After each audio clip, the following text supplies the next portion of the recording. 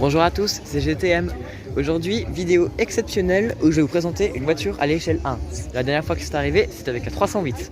Aujourd'hui, je vous présente un autre modèle qui est complètement à part et qui en plus n'est même pas Peugeot, oui. Et pourtant, j'ai craqué. J'avais jamais vu, enfin, si j'avais déjà vu plusieurs fois, mais jamais monté dedans et franchement, j'ai accroché.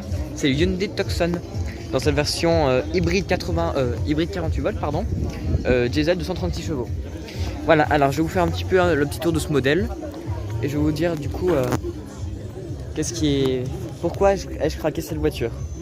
Déjà niveau esthétique, on est vraiment bien au point avec à l'arrière, regardez, un bandeau rouge qui court toute l'arrière du véhicule, les petites griffes également qui sont très sympas. J'ajoute également que les clignotants sont plutôt placés assez bas, mais c'est vraiment marque d'originalité. Concernant le profil, à savoir que c'est une version donc N-Line, donc haut de gamme. On retrouve des jantes spécifiques, donc N-Line. Elles aussi, franchement, elles sont incroyables. Et côté profil, c'est vraiment une bonne voiture.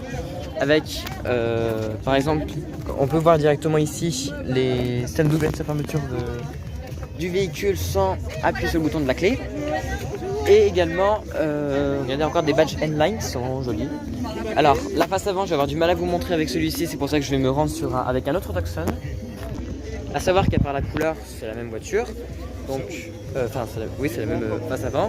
Donc, on retrouve une calandre plutôt noire, plutôt pas mal. La signature lumineuse qui est vraiment très originale, c'est jamais vu dans le marché. Les blocs optiques sont placés plutôt bas, désolé pour le bruit. Les clignotants sont placés juste ici.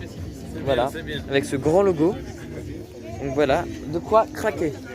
Passons donc maintenant à l'intérieur. Et là, il y a des choses à dire.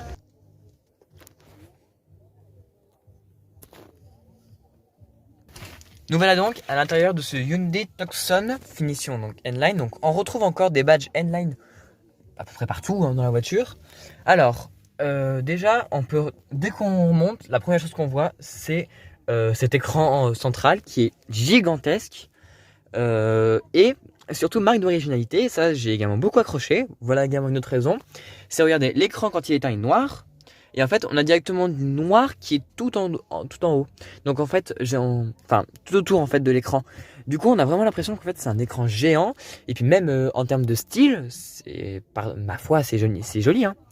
Alors concernant le bloc d'instrumentation, il est plutôt bien fait dans l'ensemble. Alors je vais fermer la porte. Voilà. Et également, j'ajoute à cette option qui est magnifique, c'est en fait que lorsque vous rentrez, que vous fermez bien la porte, les sièges vont avancer automatiquement pour être plus proches, j'ai presque envie de dire, de la zone de pilotage, la zone de contrôle de la voiture. Concernant donc l'instrumentation, donc on voit un gros bloc, donc bien lisible également, hein, le volant n'altère pas la lisibilité des compteurs. Concernant le volant lui-même, écoutez, pas grand chose à dire. Des surpiqûres rouges également, dignes de cette finition N-Line. Ces surpiqûres rouges, on peut également les trouver, regardez, sur les sièges. Toujours le badge N-Line, donc toujours ces surpiqûres, pardon. Alors également, concernant les réglages, écoutez, j'ai pas grand chose, hein. Tous les réglages du siège sont ici, c'est plutôt bien fini et bien pratique. Écoutez, également, autre chose qui m'a frappé, c'est ces leviers de vitesse, qui est vraiment tout petit. Regardez, on se met comme ça à la main, commande de conduite, commande de lever de vitesse. Et en plus, vous voyez, ça vous donne une sensation d'espace bienvenue.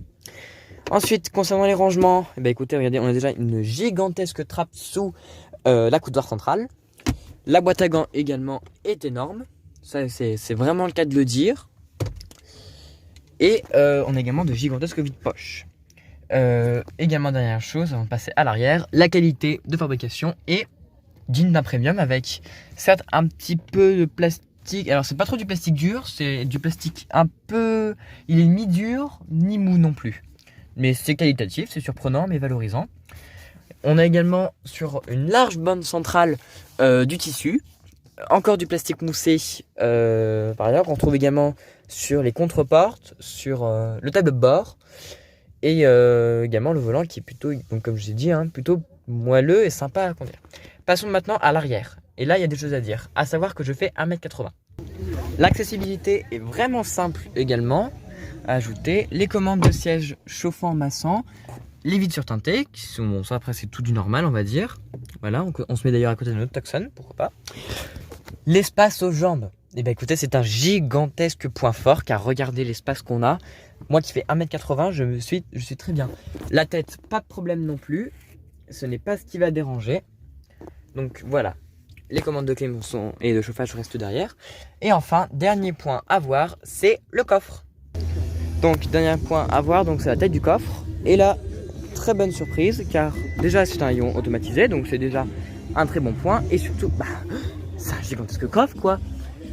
Regardez, regardez déjà un grand coffre, la plage arrière ici. Et surtout, regardez, on a un rangement supplémentaire sous le plancher. Donc là, on peut mettre quelques petites affaires.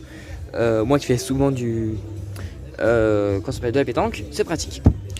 Des petites prises également tout autour. Et également ces poignées qui servent pour baisser les sièges. Donc voilà quelque chose de bien.